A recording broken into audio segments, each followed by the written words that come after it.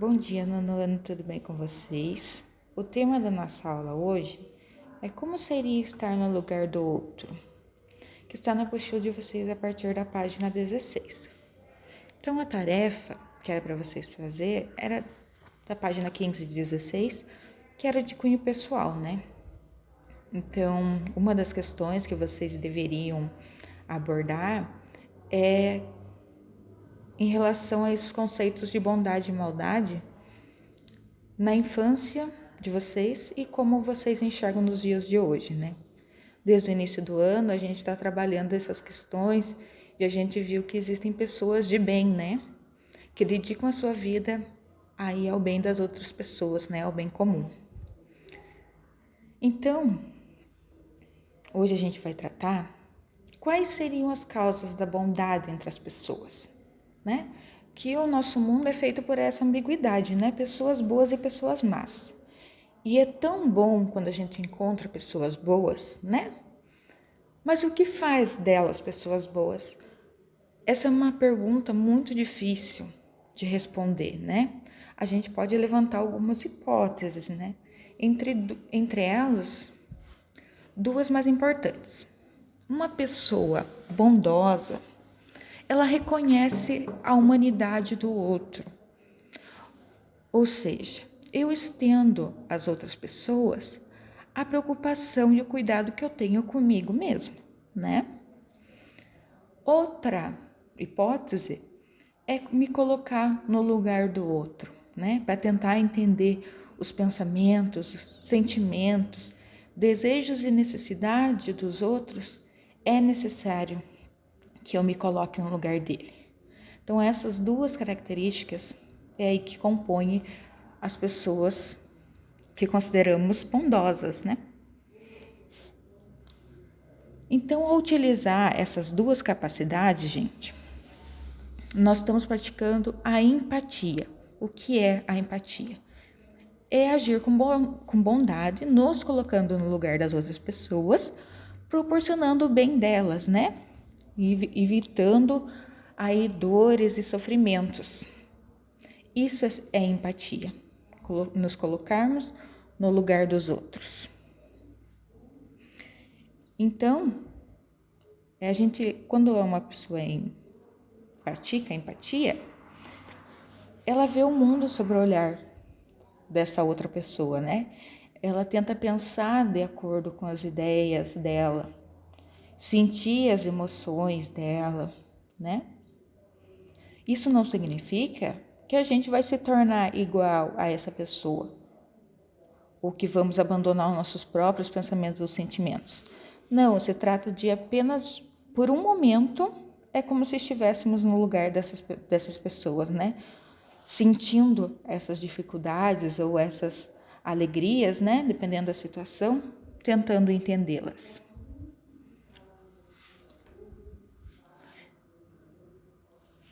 Então, a empatia, ela pode surgir entre as pessoas muito diferentes uma das outras, né? Você pode ter empatia por uma pessoa que você nunca viu na vida, mas que você tenha sensibilidade de sentir o sofrimento que ela está sentindo, você se envolver com aquela situação que a pessoa está passando, né? Mas também, gente, existem aquelas pessoas que não vivencia a empatia, que não está nem um pouco preocupado com o sofrimento dos outros, né? A insensibilidade de algumas pessoas acaba aí causando ou até piorando o sofrimento dos outros, né? Isso a gente caracteriza como atitudes maldosas. Quando há pessoas que tentam impor seu próprio ponto de vista aos outros, né? Sem dar oportunidade da outra expor sua opinião. Às vezes alguém quer te dar um conselho e quer te obrigar que você aceite, independente do que você pensa ou do que você sente. Então, essas são questões que nos levam a refletir sobre a dificuldade de nos colocarmos no lugar dos outros. Nem sempre é fácil, né? Importante seria sempre, né, nós praticarmos a empatia. Mas Às vezes não é fácil mesmo. Então, vamos analisar isso com as atividades da página 17. Então, ali está propondo que vocês meçam a empatia de vocês. Na número 1, você vai atribuir... Deixa eu mudar aqui. Você vai atribuir o número de 1 a 7 para cada pessoa citada nos itens.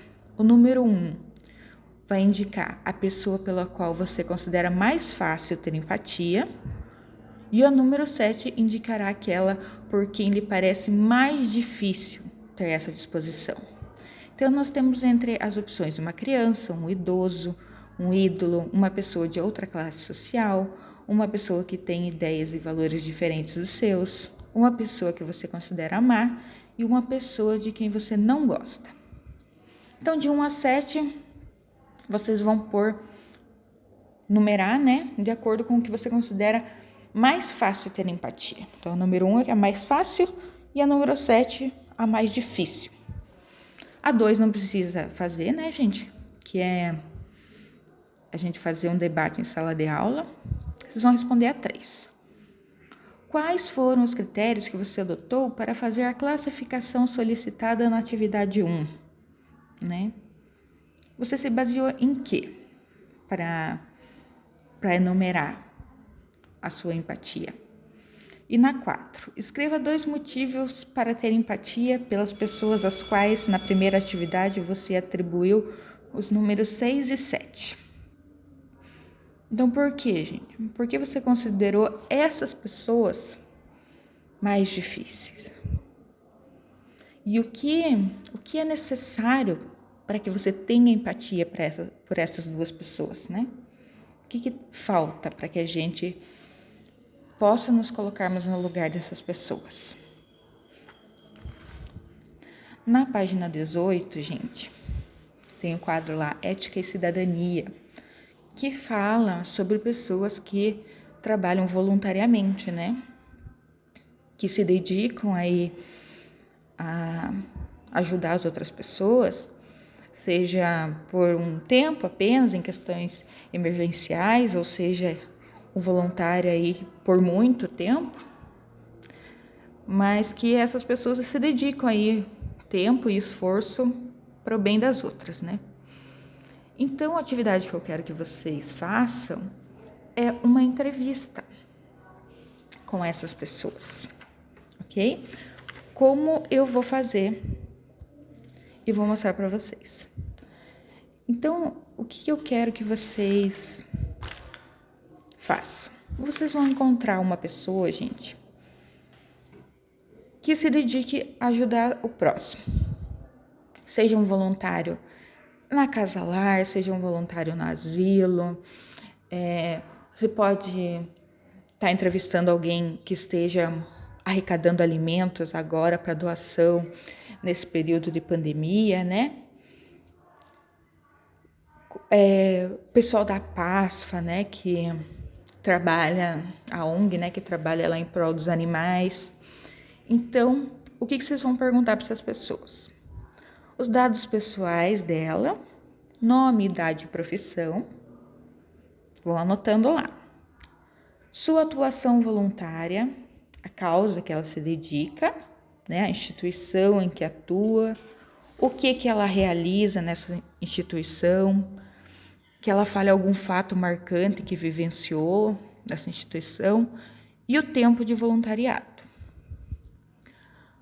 Vamos perguntar também suas motivações, dificuldades e gratificações. Questionar se estas têm ou não relação com as ideias de bondade e empatia. Né? Geralmente tem, né? Porque todas as pessoas que trabalham voluntariamente estão ali se colocando diariamente no lugar das outras pessoas que estão ajudando. Então, vocês vão perguntar para essas pessoas, né, as motivações delas, as dificuldades e de que forma elas são gratificadas fazendo esse trabalho. E vão perguntar para elas as orientações para que nós possamos ser voluntários também nessa instituição. Se existe algum tipo de requisito para realizar trabalhos lá, algum procedimento, alguma formação, alguma restrição, né? Eu acredito que nós temos várias instituições aqui na cidade, vocês podem entrar em contato com essas pessoas.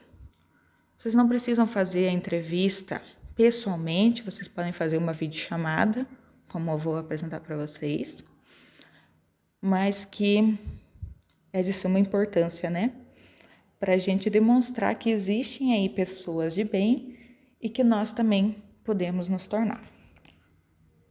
Muito obrigada, gente. Então, segue aí o exemplo da entrevista que eu fiz e que vocês estarão fazendo também. Olá, bom dia. Meu nome é Mônica, tenho 40 anos, minha profissão é terapeuta e sou voluntária no Lar dos Idosos São Vicente de Paulo, aqui de Prudentópolis, já há 7 anos. Agora, no início do ano, eu entrei como presidente, né? Um fato, né, que a Maiele me perguntou, que tenha me marcado bastante, foi agora em fevereiro nós recebemos uma senhora